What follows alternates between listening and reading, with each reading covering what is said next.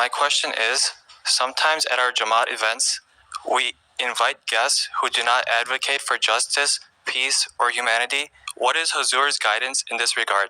Jazakallah. If you have very close relation with those people, you can tell them that our Jamaat's practices and teaching is that we help all the needy people. We try to establish peace and harmony in the society and in the world. And therefore, this is not only our slogan, but we want to apply it in our life and we want to establish it in the world as well. And if they say no, then you should not call them in your functions. You see, we don't need any worldly help from these people. Ji. Right? Ji.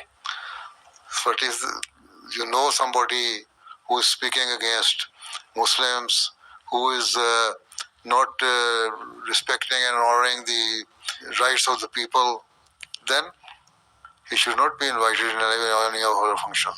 You can inform the administration. If I come to know any person who is not establishing peace in the society or even disturbing it, then I normally ask the administration to never invite them.